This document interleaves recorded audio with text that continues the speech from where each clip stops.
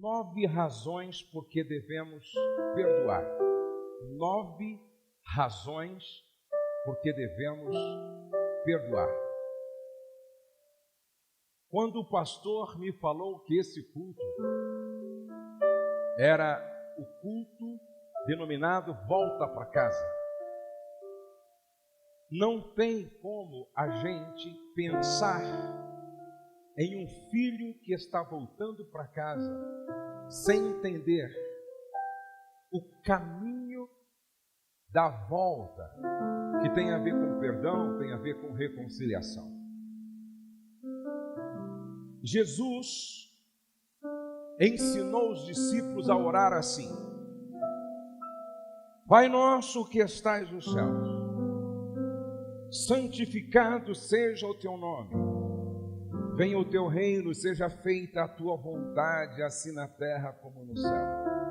Dá-nos hoje o nosso pão de cada dia. Perdoa as nossas dívidas, assim como perdoamos aos nossos devedores. E não nos deixes cair em tentação, mas livra-nos do mal, porque teu é o reino, o poder e a glória para sempre. Amém. Pois se perdoarem as ofensas uns aos outros, o Pai Celestial também lhes perdoará. Mas se não perdoarem uns aos outros, o Pai Celestial não lhes perdoará as ofensas. O perdão é uma verdade, é uma mensagem tão imprescindível, tão necessária, que Jesus inclui na oração dominical, na oração do Pai Nosso. Ele fala sobre o pão nosso, ele fala sobre o perdão, ele fala sobre a proteção nossa, ele fala sobre o Pai Nosso. E tão importante quanto o Pai Nosso, o pão nosso, é o perdão nosso. E eu acho que é muito pertinente eu ler para você um texto lindo que eu transcrevi, que diz assim, olha: quase escondida num canto remoto de um cemitério de Nova York, há uma pequena lápide sepulcral, fustigada por muitos anos de vento e chuva. Aquela lápide não estampa nenhum nome, nem há qualquer data. A única gravação gasta pelo tempo é uma palavra solitária que representa a grandiosidade da graça: perdoado. A criatura sem nome daquela sepultura não alcança nenhum monumento, nenhum obelisco, nenhum mausoléu de mármore, nenhuma placa de mármore que estivesse registrados em relevo, feitos brilhantes, objetivos esplêndidos alcançados ou batalhas heróicas vencidas. Mas acaso pode haver epitáfio mais glorioso? Nada além de uma certeza imutável: perdoado. Alguém encontrou a majestade da misericórdia de Deus.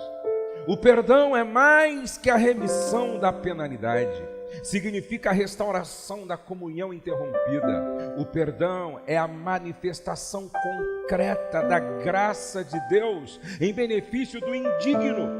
É a justiça de Deus produzindo satisfação para a rebeldia humana.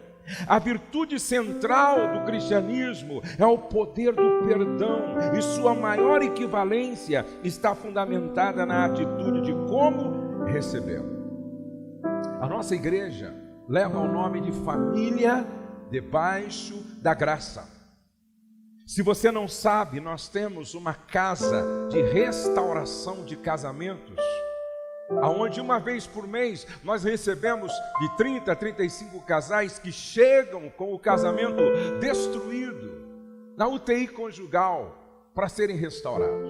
Essa casa foi inaugurada em 23 de março de 2013, e de lá para cá nós já atendemos 1.163 casais. Todos os casais que foram atendidos, na sua maioria, tem problema na área do perdão. Não entenderam ainda a mensagem do perdão. Existe alguma pendência, muitas vezes de 20 anos, 10 anos, 5 anos, porque ou ele ou ela não entenderam ainda a mensagem do perdão. E aí eu quero que você compreenda hoje 9 lições sobre o perdão à luz das Escrituras Sagradas. Isso pode mudar tudo na sua vida, isso pode mudar tudo na sua família, isso pode mudar tudo no seu casamento, isso pode mudar tudo na sua história. Número 1, decida perdoar.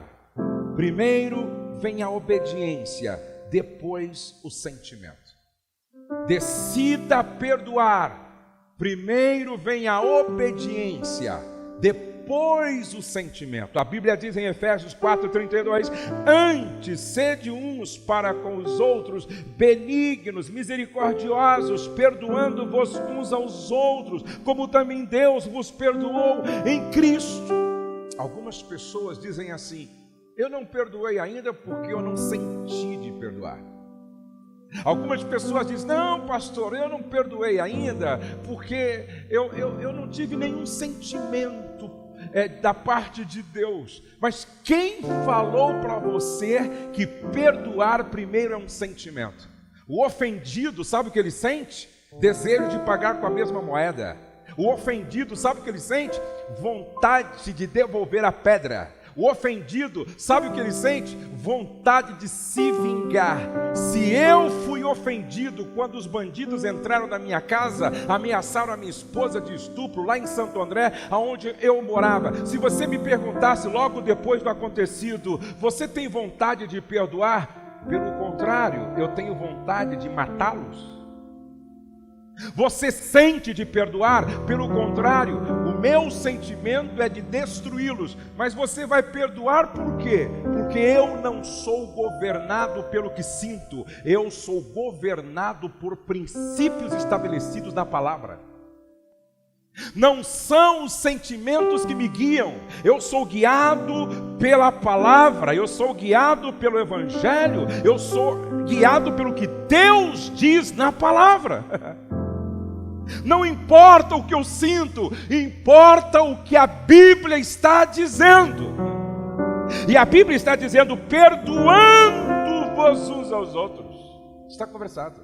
A segunda lição que a gente precisa aprender: não perdoar custa muito caro. Repete comigo: não perdoar custa muito caro. Diga para o irmão ao lado: não perdoar custa caro. Por que custa caro? Número 1, empobrece. Repete comigo: empobrece. Quando você não perdoa, você tem 3 cunhados, aí você perde 2, só fica com 1. Quando você não perdoa, você tem 10 amigos, perde 5, só fica com 5. Quando você não perdoa, você tem 4 irmãos, não perdoou 2, você já perdeu mais 2. Preste atenção. O que vale na vida não é quanto você tem de dinheiro. O que vale na vida não é quantos carros você tem na garagem. O que vale na vida não é quantas casas você tem. O que vale na vida são os relacionamentos que você constrói. O que vale na vida é quantos amigos você tem, com quantos na sua família você se relaciona. Cada amigo que você perde é um valor que se foi. Cada parente que você perde é um valor que se foi. Cada pessoa da sua família que você perde é um outro valor que se foi. E aí o seu mundo de relacionamentos vai diminuindo, e de repente você não se dá conta de que você está ficando cada dia mais pobre, correndo sério risco de, quando morrer, faltar gente para levar seu caixão. Não perdoar custa caro porque adoece. Adoece a alma. Não perdoar adoece a alma. Quem não perdoa desenvolve um câncer na alma. Presta atenção, quem não perdoa vai se tornando uma pessoa mal-humorada, cronicamente mal-humorada, vai se tornando uma pessoa tóxica. Aonde ela chega, ela intoxica, ela perturba. Por quê? Porque ela está doente, enferma e influencia com a sua enfermidade a outros. A Bíblia diz que quem não perdoa desenvolve dentro de si uma raiz de amargura que, em crescendo, contamina, contamina e envenena muitas doenças são psicossomáticas. Aí a pessoa vai no médico e o médico faz todos os exames, pede todos os exames e no final chega e diz: você não tem nada. Mas a pessoa diz: mas está doendo, está doendo muito, eu não consigo dormir. Mas os exames não diz nada, você não tem nada fisicamente, porque o problema não tem causa física, tem causa emocional. Quem não perdoa, a alma vai gritando através do corpo. Por exemplo, úlcera nervosa, não sei aonde, pegaram a saliva de um cara, era um laboratório, conseguiram isso. Pegaram a saliva de um cara possesso de raiva. O cara estava assim muito bravo, estava assim muito nervoso, estava endiabrado. Conseguiram tirar a saliva dele e aplicaram no rato. O rato ficou louco. Se a saliva de um cara possesso de raiva enlouqueceu um rato, o que não faz com o seu estômago? É por isso que tem úlcera nervosa. É por isso que tem gente doente, porque está engolindo uma saliva venenosa, por causa da ira, da raiva, não perdoa. Terceiro, não perdoar custa caro, porque compromete a própria eternidade. A Bíblia diz, Jesus falando: se você não perdoa, meu Pai Celeste não te perdoa, e no céu só entra perdoados e quem perdoou. Então não perdoar coloca em risco a minha eternidade. Em terceiro lugar, ou melhor, antes, deixa eu ler para vocês: a mágoa adoece física, a mágoa adoece física, emocional e espiritualmente, pois quem não perdoa não tem paz, quem não perdoa vive no cárcere do ressentimento. Disse Smith: a pessoa que não perdoa fere-se muito mais do que a que não foi perdoada. Número 3, perdoar é não manter os registros das falhas. Olha o que diz a Bíblia, 1 Coríntios 13:5: o amor não maltrata, não procura seus interesses, não se ira facilmente, não guarda rancor. Outra vez, repete comigo, vamos lá? Não guarda rancor. Juntos, vamos? Não guarda rancor. Perdoar, é rasgar aquela listinha de ressentimentos. Perdoar é rasgar aquela lista de ressentimentos. No amor, ninguém guarda rancor. Você conhece pessoas que aonde para conta a sua história de mágoa? Conhece? Pessoas que aonde para conta a sua história de mágoa. Aonde para, conta a sua história de mágoa. Vai almoçar, conta a sua história de mágoa. Vai jantar, conta a sua história de mágoa. Vai tomar um café, conta a sua história de mágoa. Viaja para outro estado, leva a historinha consigo. Perdoar é não manter os registros das falhas. Olhe para cá. A Bíblia diz que quando nós somos perdoados por Deus, Ele lança os nossos pecados no mar do esquecimento. Querem ver? Ontem você pecou e se prostrou diante de Deus ontem mesmo e disse: Senhor, eu menti. Senhor, eu fui injusto. Senhor, eu pequei, me perdoa, me perdoa, me perdoa. Ontem. Aí hoje, à tarde, você entrou no quarto e dobrou o joelho, disse: Senhor, eu não consegui dormir essa noite direito, porque eu estou muito preocupado com o que eu fiz ontem. Lembra, Senhor, o que eu fiz ontem? Deus diz para você: o quê? O que você fez ontem? O senhor não lembra que ontem eu menti, não? O senhor não lembra que ontem eu não fui justo? Não. O senhor não lembra que ontem eu pequei? Não. Como assim? É porque quando eu perdoo, eu lanço os seus pecados no mar do esquecimento. E o Espírito Santo ainda coloca uma plaquinha lá: é proibido pescar aqui.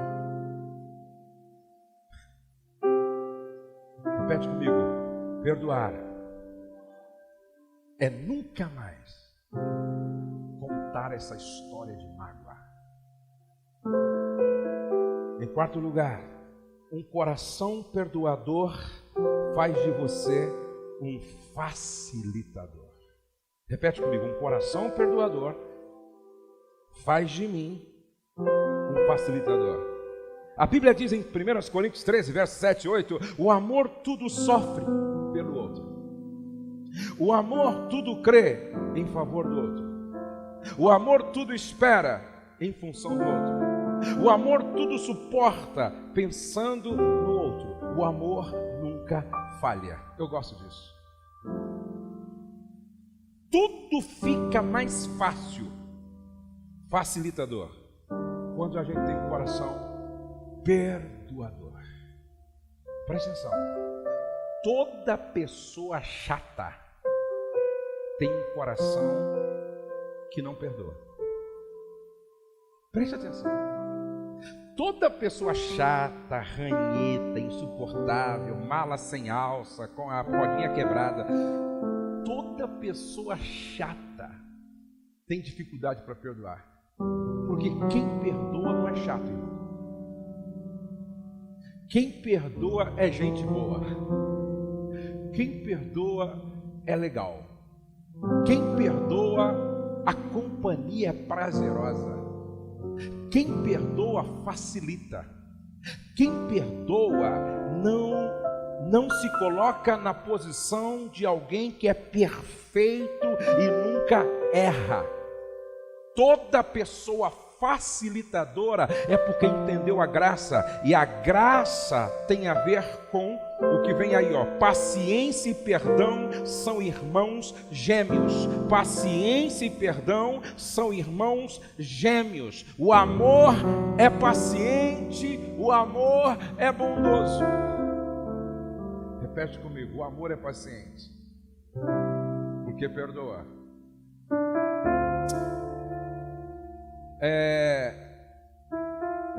Eu sempre gosto de contar isso porque é muito importante você aprender com a experiência dos outros.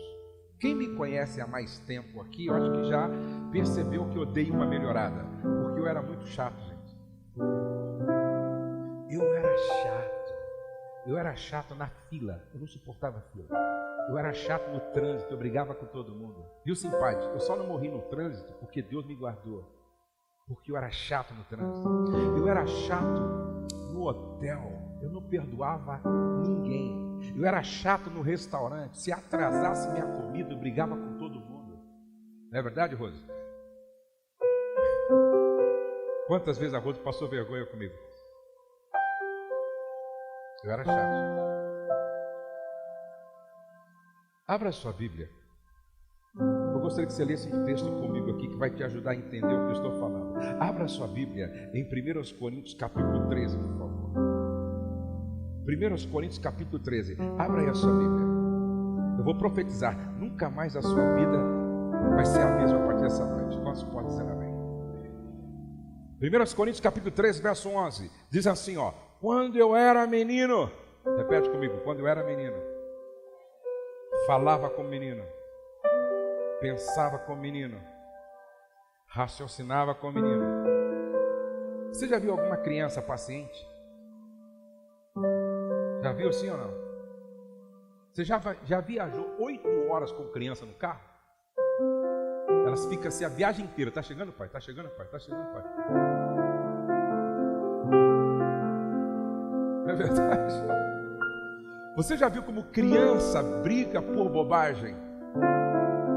Você já viu criança gritando desesperadamente, fazendo um inferno porque a bolinha de gude caiu no bueiro? Porque 10 centavos caiu no bueiro. Você já viu como criança briga por causa de bala? Você já viu como criança briga por causa de chocolates? Você já viu como criança, você dá para a criança uma calça jeans que custou uma nota, ela troca por um carrinho que custou 10 reais. Eu me lembro que eu trazia presentes quando viajava para fora para o Douglas, ele era pequeno, a Letícia também, e às vezes o presente caro que a gente trazia, eles trocavam por uma bobeirinha assim que nós tínhamos pago $1, coisa de criança. E tem adulto agindo assim em casa,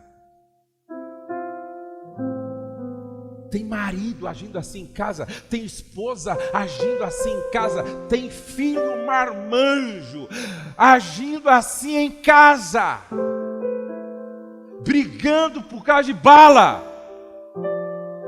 brigando por causa de 50 centavos, brigando por causa da bolinha de gude que caiu no bueiro, brigando por causa de um botão que faltou na camisa, brigando por bobagem. Quando eu era menino, falava como menino, pensava como menino e raciocinava como menino, disse Paulo. E como é bom quando você reconhece isso, porque eu reconheci e disse para mim mesmo: está na hora de eu amadurecer. Está na hora de eu ter um outro comportamento. Até quando a gente vai chorar por causa de mamadeiras emocionais? Até quando nós vamos brigar por causa de chupetas emocionais? Será que não está na hora de a gente crescer, amadurecer, ir para um outro nível, ir para uma outra fase, mudar de estação? Olha o que Paulo diz agora. Mas antes, volta aí, você está com o texto aberto? Volta aí para o verso de número 4. Olha como Paulo se via quando ele diz: quando eu era menino. Verso 4, por favor. Quando eu era menino, eu não tinha paciência. Quando eu era menino, eu não era bondoso. Quando eu era menino, eu tinha inveja de todo mundo. Quando eu era menino, eu vivia me vangloriando, me orgulhando. Quando eu era menino, eu maltratava minha mulher, maltratava meus filhos, maltratava meus amigos, maltratava meus vizinhos, maltratava meus colaboradores. Quando eu era menino, só procurava os meus interesses. Quando eu era menino, eu explodia de raiva facilmente, eu guardava rancor. Quando eu era menino, eu me alegrava com a injustiça, não tinha compromisso com a verdade, não sofria pelo outro, não cria na possibilidade de mudança na vida do outro, não tinha paciência para esperar pelo outro, não suportava nada por amor ao outro. Mas aí Paulo diz assim: verso 11, quando me tornei homem, repete comigo, quando cresci, quando amadureci, deixei para trás as coisas de menino. Aí, volta lá, verso 4, porque ele está dizendo assim: agora eu entendo, o amor é paciente, o amor é bondoso, não inveja, não se vangloria, não se orgulha, não maltrata, não procura seus interesses, não se ira facilmente, não guarda rancor, perdoa, não tem lista de ressentimentos, perdoa, não se vinga, perdoa. O amor não se alegra com a injustiça, mas se alegra com a verdade. Agora tudo sofro em favor do outro. Agora eu creio na mudança do outro. Agora eu sei esperar em favor do outro. Agora eu suporto o que for necessário pelo outro. Isso aqui é maturidade. Por isso que paciência e perdão são irmãos gêmeos. Irmãos gêmeos. Pastor, o que o senhor faz na fila agora? Eu entendo que a espera serve para aprender, porque essa é a pedagogia divina. Quando Deus me coloca na fila para esperar, é porque é um tempo para aprender. Pastor, e no restaurante, quando erram, eu perdoo. E quando erram com você dentro da sua casa, eu perdoo. Preste atenção que o amor é paciente, o amor é bondoso. Até porque o perdão é a encarnação deste amor. Quinto, o perdão deve ser oferecido mesmo quando o ofensor continua sem arrependimento. Como perdoar minha sogra? Ela nunca se arrependeu. Como perdoar meu sogro? Ele nunca se arrependeu. Como perdoar minha tia? Ela nunca se arrependeu. Como perdoar a ex-noiva? Nunca se arrependeu. Como perdoar o ex-noivo? Nunca se arrependeu. Como perdoar meu patrão? Ele nunca se arrependeu. Mas quem falou para você que a liberação do teu perdão depende do arrependimento do outro? Jesus está na cruz. E os soldados romanos o prenderam. Ele foi julgado injustamente. Colocaram sobre a sua cabeça uma coroa de espinho. Pregaram-no na cruz. Cuspiram nele. Furaram o seu lado. Eles se arrependeram? Não. No entanto, ele diz: Pai, perdoa-lhes, pois não sabem o que estão fazendo. Pastor, mas meu pai já morreu. Perdoa, não por ele, por você. Minha mãe já morreu. Perdoa, não por ela, por você.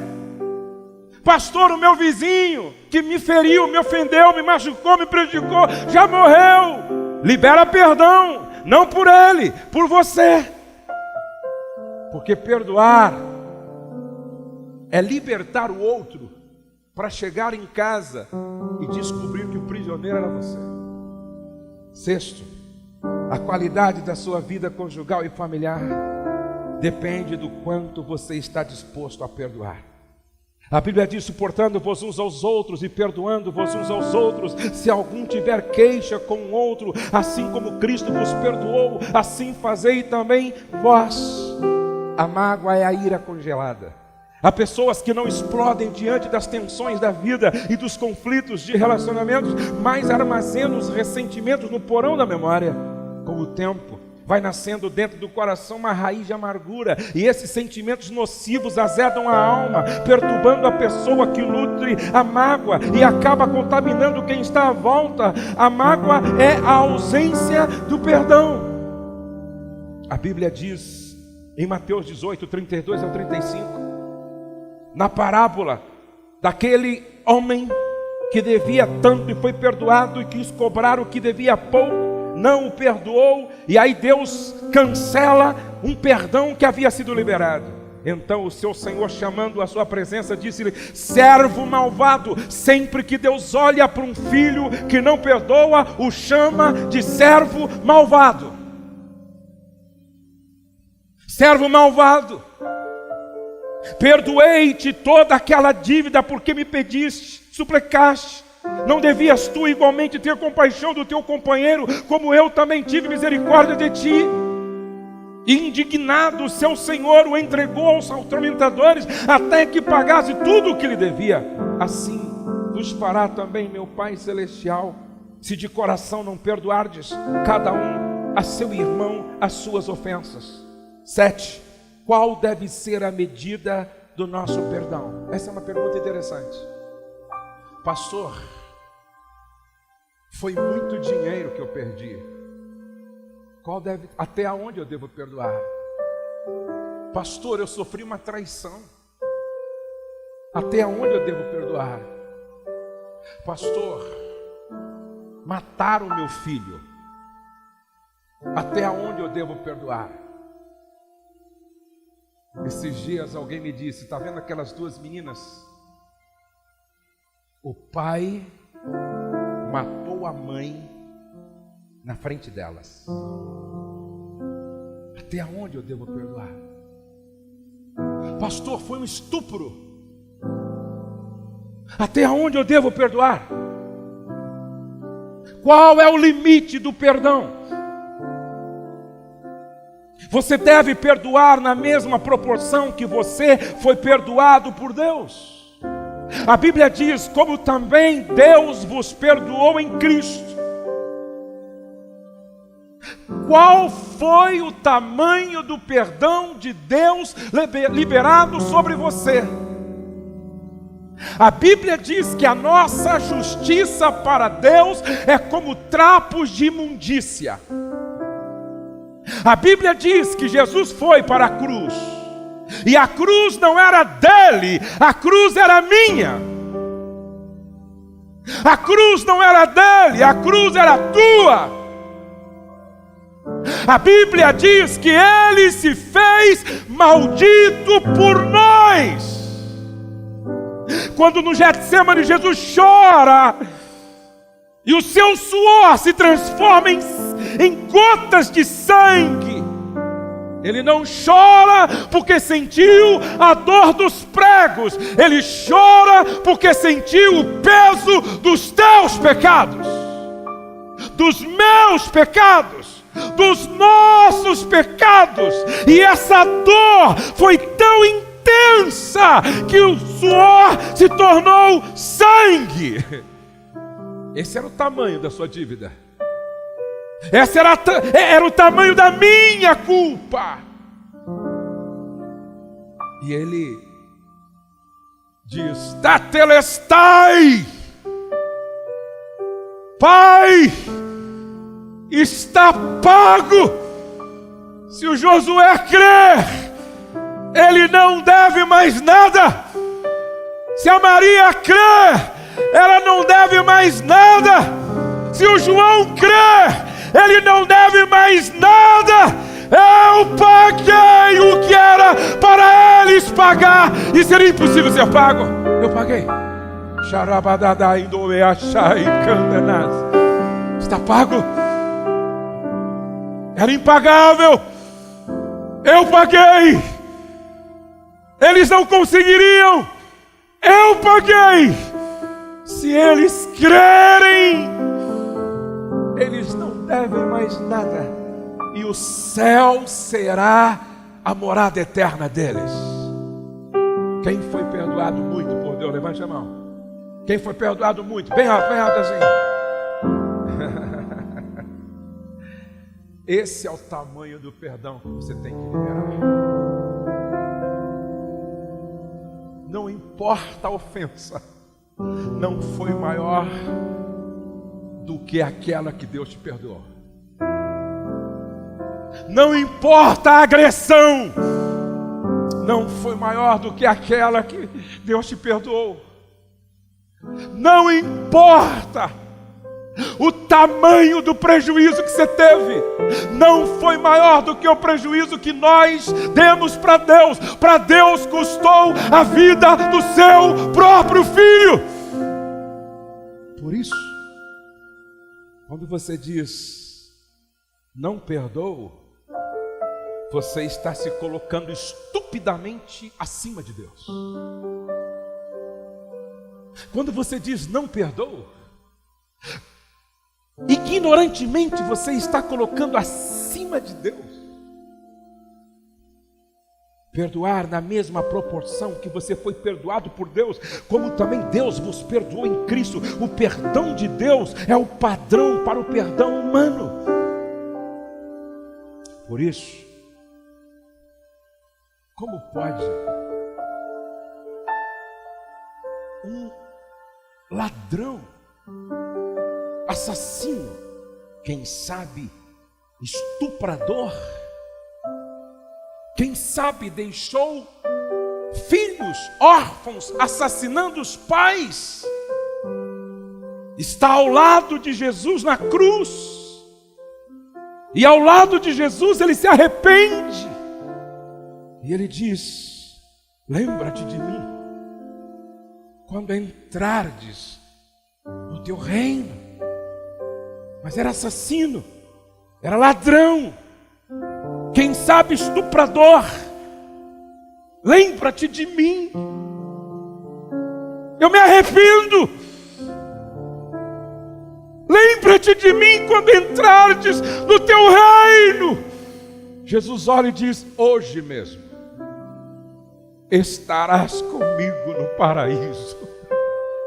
Porque o perdão é o escândalo da cruz, o perdão é o escândalo da graça, o perdão é o escândalo da misericórdia, o perdão é o escândalo do amor. Não queira compreender o perdão pela lógica, não queira compreender o perdão pela ótica humana, não queira compreender o perdão a partir da sua visão carnal. O perdão se compreende olhando para a cruz. O perdão é a mensagem da cruz. Pai, perdoa, porque eles não sabem o que faz. Oitavo, o perdão é a senha para entrarmos no céu. Quando você chegar na porta, vamos imaginar assim, ó, quando você chegar na porta do céu, não sei quem vai estar lá, vai perguntar para você: você tem a senha? Que senha? Você perdoou tua sogra? Ah, esqueci. Você perdoou teu irmão? Você perdoou sua irmã? Você perdoou seu patrão? Você perdoou seu pastor? Você perdoou o líder de célula? Você perdoou o seu funcionário que te roubou? Você perdoou o seu patrão que foi injusto com você? Você perdoou? Sabe que eu não tinha prestado atenção nisso? Então, sem esta senha, você não entra. Você tem a senha? Você tem a senha? Se porém não perdoardes aos homens as suas ofensas, também vosso Pai vos não perdoará as vossas ofensas. Por último, eu gosto disso. O perdão é um caminho de Deus no deserto. Olha o que a Bíblia diz, gente. Isaías 43:18. Não vos lembreis das coisas passadas, nem considereis as antigas, porque eis que faço coisa nova. É profético isso. Quantos creem que essa noite é profética? Levante a sua mão, por favor. Um novo cântico nascerá nos teus lábios hoje. Uma nova história Deus vai começar a escrever. Aramai de Onogobarachai. Um novo caminho começará a ser trilhado nesta noite. Toda mágoa vai cair por terra. Todo sentimento de vingança vai ser destruído. Todo laço vai ser quebrado. Toda cadeia vai ser destruída. Hoje eu vim como profeta para dizer: Deus está dando um basta em Satanás. Hoje prevalece o poder do sangue do Cordeiro. Hoje prevalece o poder da ressurreição do Cordeiro. Hoje prevalece o poder do amor do Cordeiro. Hoje prevalece o poder do perdão.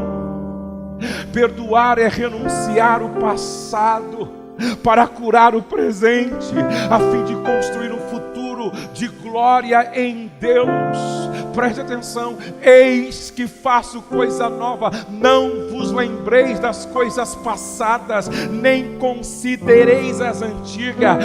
Pare de falar do que já foi, pare de falar do que já passou, pare de falar do que aconteceu lá atrás. Olhe para frente, olhe para frente, olhe para frente. O teu futuro vai ser tão grandioso que o passado cairá no esquecimento. Olhe para frente. Bata no ombro de 7 pessoas e diga: é tempo de olhar para frente, meu irmão. É tempo de olhar para frente. É tempo de olhar para frente. É tempo de olhar para frente. Olha, o para-brisa do seu carro é maior do que o retrovisor. Olhe para frente. Olhe para frente. É um tempo novo. É uma nova história. É um novo andar na presença de Deus e dos homens. Olhe para frente. A parábola do filho pródigo só é encantadora porque o tema central dela é o perdão. A parábola do filho pródigo só é extraordinária porque o centro da parábola é a graça, é a misericórdia, é a compaixão, é o amor do eterno Pai. Se você quer entender o que é amor, graça e perdão, leia 1, leia 2, leia 3, leia 4, leia 20 vezes a parábola do filho pródigo. A parábola do filho pródigo fala de um pai que foi ferido, de um pai que foi ofendido, de um pai que foi preterido, de um pai que foi esquecido, de um pai que foi abandonado. Mas esse pai que foi abandonado, esquecido, preterido, nunca fechou a porta da reconciliação para o filho que o feriu. E quando o filho volta, e o pai o vê voltando, ele não se vinga, jogando no rosto dele, dizendo: não te falei, seu idiota? Não te falei? Não. Esse não é o nosso pai. O nosso pai é amor. E por ser amor, sempre age de forma graciosa, nos tratando da forma como nós não merecemos, nos tratando da forma como ele nem espera ser tratado. Quando o filho volta, ele começa o pedido que havia ensaiado: Pai, pequei contra o céu e perante ti, já não sou digno de ser chamado teu filho, trata-me como dos teus trabalhadores. Antes que ele termine esse discurso ensaiado, a Bíblia diz que o pai o abraçou, o beijou.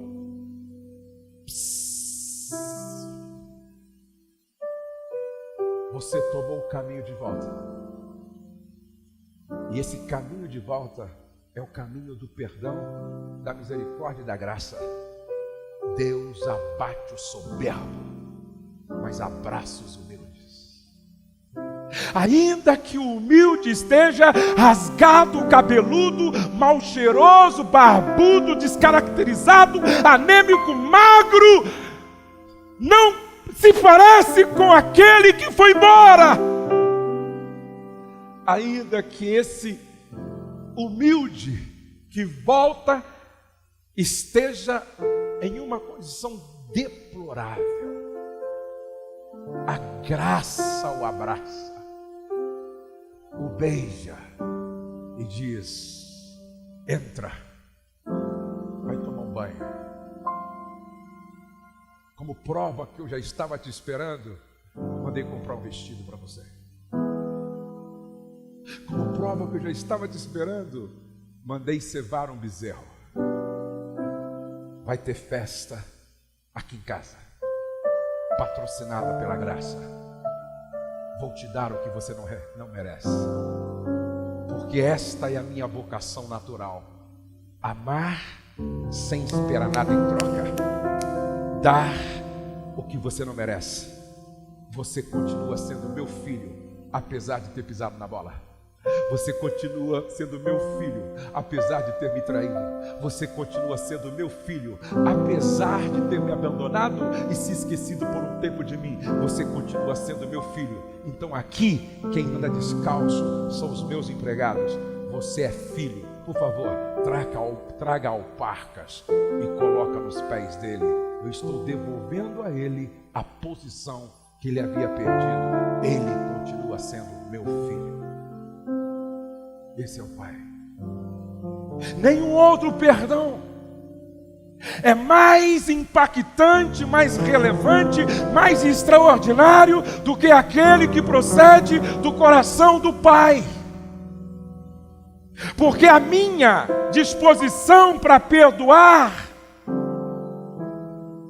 é filha da disposição do Pai em liberar-me perdão.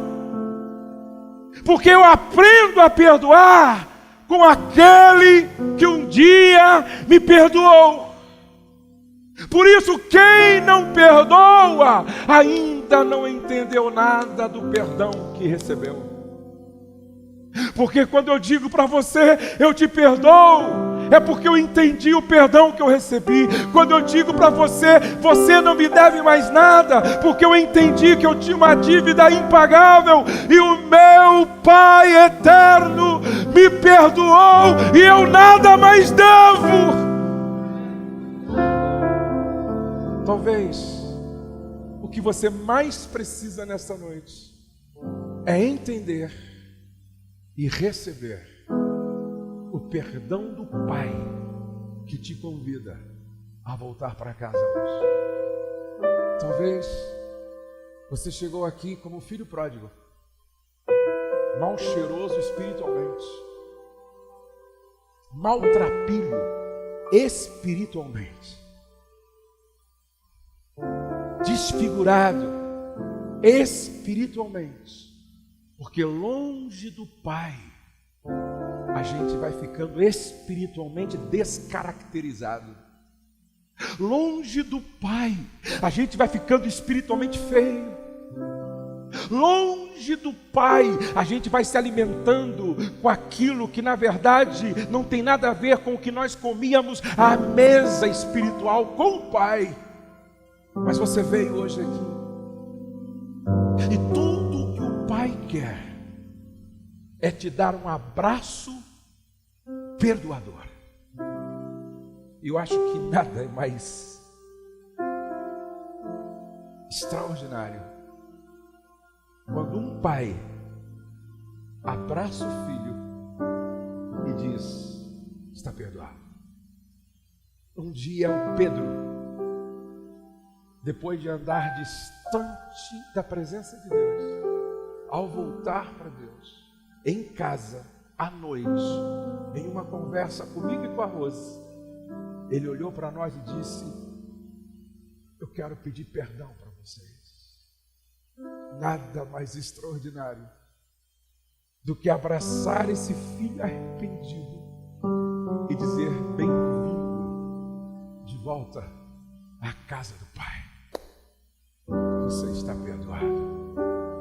É o que Deus quer fazer com você hoje, que até aqui andou tão distante dele, mas que veio para ouvir este convite. Chegou o tempo de você voltar para a casa do Pai. E se você quiser, há perdão à sua disposição hoje. O Pai quer te amar.